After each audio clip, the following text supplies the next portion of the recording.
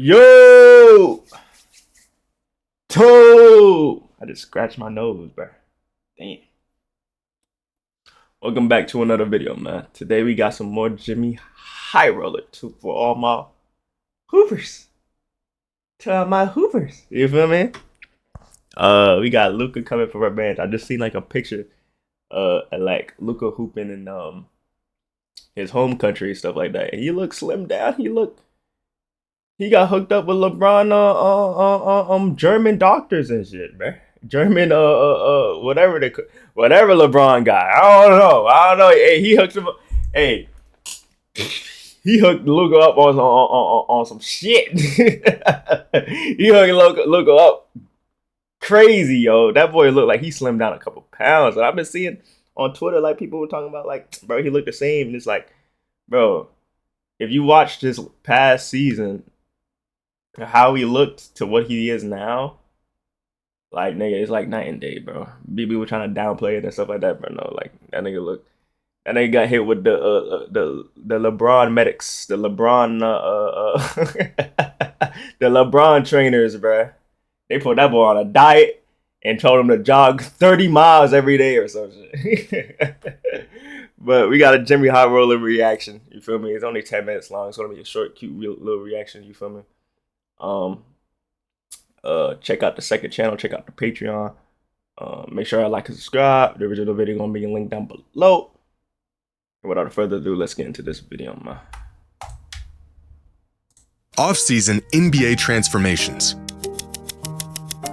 As empty as they are inevitable. With every new season comes the barrage of new clips, videos, photos of players looking slimmer, players looking absolutely jacked, jump shots looking nicer, and fans getting hyped up on the idea of a new, improved version of their favorite player. I knew it was bad when I think it was last, like not this season, but last off season, when I saw Mitchell Robinson dribbling like a 7-1 dribble god from 2K16 and pulling that bitch from deep all net. I was like, oh yeah, okay. We all know you're not doing that. We all know you're not doing that when you hit the NBA court, bro. you know we're not gonna. And then another one I'm never gonna fall for is Zion, bro. Zion always be hitting the gym. The nigga not even on the court. Fool me once, shame on you. Fool me twice, shame on the guy who showed me photos of shredded James Harden. Luka Doncic, the latest member of this offseason tradition, recently going through a transformation of his own. He's lost weight, overhauled his diet, put down the basketball altogether to focus on getting in peak physical form. And I feel like the difference here is because he's playing with LeBron. Everybody know, like, yo, he got LeBron. You feel me? People's helping him with this shit. You feel me? So that's why I feel a little differently about seeing Luka slim down, blah, blah, blah. Because when Luka first got into the league, though, bro was punching shit crazy. You feel me? Then he got a little weight on him and he transformed his game, you feel me, around that. But when he first got into the league, bro, he was punching shit. And he was fast, too. The same exact routine we have grown all too familiar with. But this transformation feels different. It feels personal. 6 months ago, the Mavericks did the unthinkable by turning their backs on the future of their franchise. And in response, Luka isn't just getting into shape. He wants more than to just study film or work on his jump shot. He wants revenge. And ain't he like 25, 26? Luka still relatively Today's video is young. brought to you. Get your money, Jay. More Get your money, Jimmy. Men's Health published a conditions apply. Get your money, Jimmy. Last week, Men's Health published a cover story detailing the drastic transformation of Luka Doncic over the last 3 months. In the article, Luka talks about the sacrifices he's made to hopefully take his body and game to the next level. Details that include him beginning his off-season training program the day after the Lakers were eliminated from the playoffs, followed by months of fasting, a strict diet, more time to rest than any other point in his career, and even a 1-month stretch where he stopped playing basketball altogether to focus on weight training and other sports to get his mind and body off the court and focused on his overall fitness. Nah, the Lakers on his ass. Nigga, nigga, as soon as he touched out on the Lakers, bro, they were finna work his ass, bro. Hey, what? Palinka was like, "Hey, LeBron, you still got them trainers? Yeah, ASAP. nigga Luka walking down. Nigga Luka walking down to the tunnel after they lost in the playoffs. Nigga sees LeBron with a whole bunch of his trainers and Brock Plinker sitting like this. He was like, "You ready to get to work?" Nigga say, "You don't get no off season, nigga. We straight working." And immediately following this news came the hype of skinny Luka. Do you even recognize the person on the cover? Showing off his slimmer physique in the newest issue of Men's Health. But after a full summer I wonder if this is training gonna and lots of protein, affect his post game. He's poised to take his game and the Lakers to another level. But we've seen this before, not just from other players, but from Luka himself, time and time and time again. So why would things be any different this time? Because I believe Luka's commitment to his health and conditioning over the last few months actually has little to do with his body and more to do with his mind. The real transformation here isn't in his weight or his conditioning, it's between his ears. For the last 6 months, Luka has been a ticking time bomb. His abilities as a leader were questioned, his work ethic and his drive were put up for debate in front of the whole world. The Mavericks traded Luka because they felt not only was he out of shape, but that he would never get into shape. They felt he wasn't taking his conditioning seriously, and his lack of discipline was essentially a death sentence to any hopes the Mavs had at ever winning a title. If you look at the greats of the league, the people that you grew up with, Michael Jordan, Larry Bird, Kobe Bryant, Shaquille O'Neal, they worked very hard every day. Isn't there literally... Didn't Shaq literally say that he did not try and practice and he was barely like trying? To the point to where Kobe had to call him out? Am I tripping? Isn't there literally stories of Kobe Bryant telling like Shaq to stop being fucking lazy and actually put the work in? Am I tripping? I'm pretty sure that, like, hell, I'm pretty sure that's a real thing. I'm pretty sure that came out of Shaq's mouth. Like, he was like being lazy, like he wasn't working hard. And Kobe Bryant would literally have to push him and get into fights because that nigga was how lazy Shaq was. So whoever said this, whatever news reporter or whoever said this, your point is already irrelevant. Title with him leading their team. Comments that are just as wild today as they were at the time, and probably should have stayed in private, but from their perspective were legitimate concerns. In the following months, Dallas got AD, they landed with the #1 overall pick, which is suspicious, and they landed on Cooper Flag. A happy ending in Dallas considering their monstrosity of a decision. But the one thing Dallas forgot to factor into their grand plan, there is nothing Luka Doncic loves more than revenge.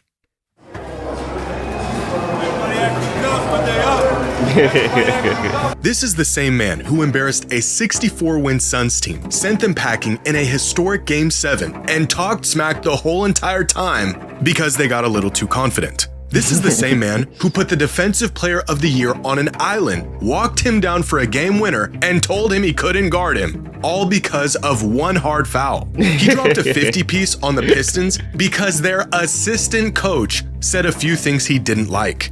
It seems like there was a little extra chirping going on with the bench tonight. Did that impact it was their assistant coach. He started chirping in the first quarter. So they didn't like when I chirped back. Now they said play basketball. But I'm not gonna lie. Do you know how nice you gotta be to be like, yo, I feel like all-time greats literally just clock in, clock out on some NBA shit. Like, after a certain amount of time you've been in the league, it's like, okay, another day in the job type shit. You feel me? So, and they just need that little bit of motivation to be like, you know what? I'm going for 50 tonight. You feel me?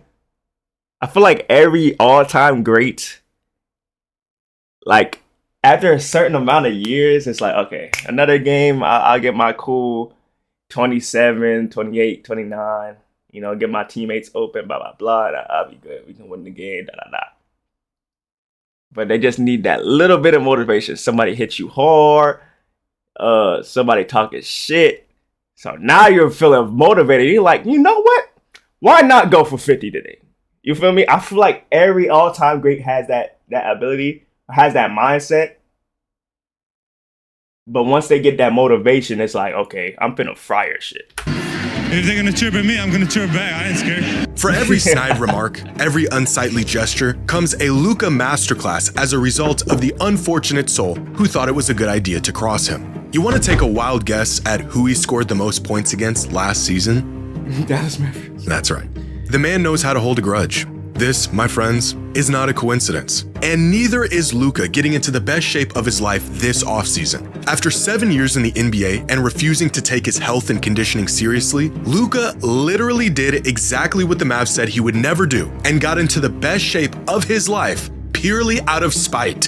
Which leads me to believe this is not your typical offseason transformation. This is a man who is out for revenge, and like the greats that came before him, is prepared to not just change his game, but change his entire approach on the game. Back in 2011, after losing to Dallas in the finals, LeBron James was at a crossroads in his career. He was definitively the best player in the world by this point. His game looked sharp, it looked complete, he was better than ever. And yet, something was still clearly missing, and it was in the following offseason where he found that missing piece. He sought training from Akeem Olajuwon to expand his post-game. He spent more time studying his decision-making on the court and finding ways to improve it. And of course, he transformed his body to handle the more inside-out game he would deploy in the following season. The transformation, although visible on the outside, was happening inside. How he saw the game, how he led his team, his resilience in tough moments, and the sacrifices he was willing to make in order to win. A transformation motivated. I'm gonna stop pausing because the video is not that long, but I vividly, maybe I was young, but I know a lot of people think like 2012, 2013, like the Miami Heat days were his best years. Especially physically, you feel me? But I'm in that boat to where I feel like 2018 was definitely LeBron's best in terms of like pure, like just basketball, like all his skill sets. Like he literally had everything. You feel me? I vividly remember in the playoffs, I forgot which year it was. Maybe I was young, but I vividly remember like his shooting was spotty, like especially from three. His shooting was like, he was like more so of like a streaky shooter. It was spotty. It was spotty. I forgot what play. I remember I was a young jit when I was watching that shit. And I remember I was like, I remember watching the playoffs, and I was like, yo, LeBron low-key like missing a lot of his threes, bro.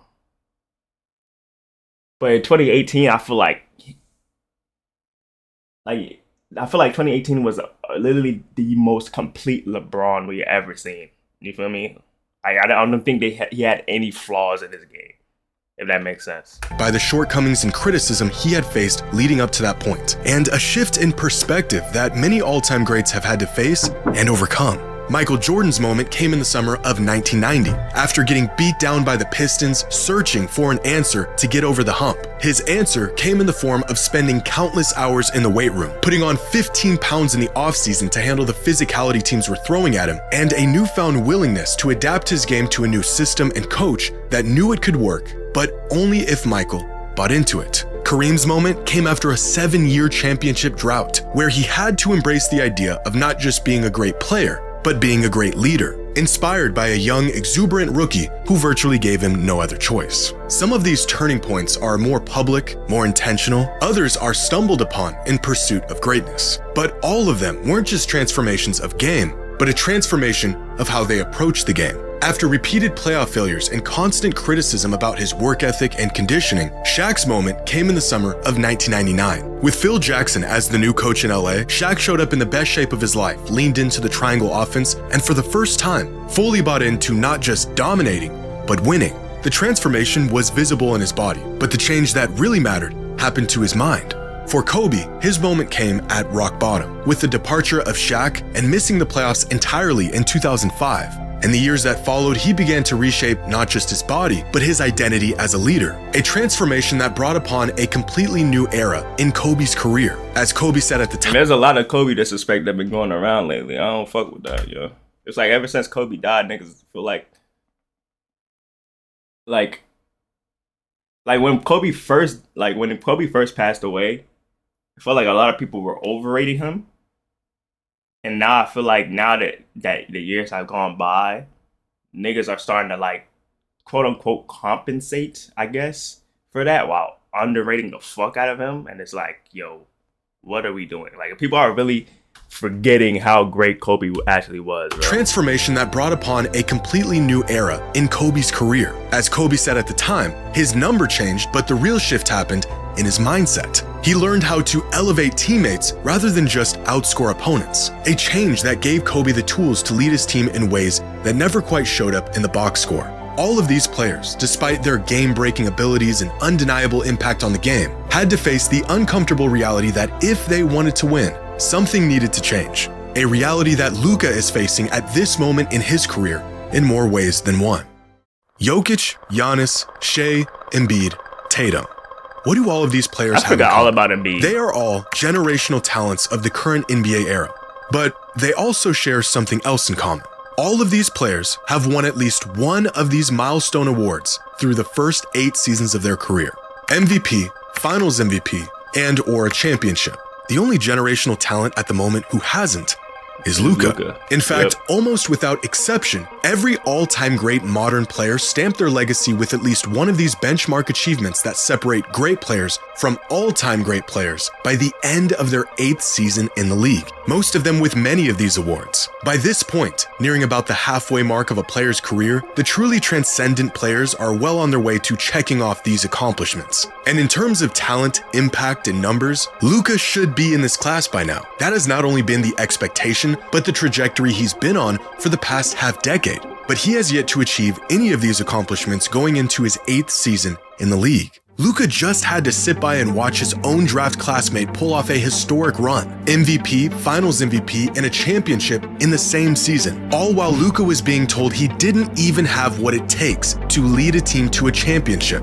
The man is watching his peers take over the NBA and cement their legacies right in front of his eyes. Pair that with the doubt and ridicule the Mavericks have shown him and a man who has sought revenge for a whole lot less, and you have a recipe for what may just be a real transformation, fueled by failure and an unwavering desire to get even. That nigga motivated, bro. And he got LeBron in this quarter, yo. And he got LeBron doctors in this quarter. But that's a video, a cute little small reaction about basketball to all my hoop heads, you feel me? I love talking about basketball, you feel me? I want to bring I just want to talk about anything on this channel, honestly. So yeah, make sure you like and subscribe. The original video will be linked down below. And without further ado, I'll see y'all in the next video, man.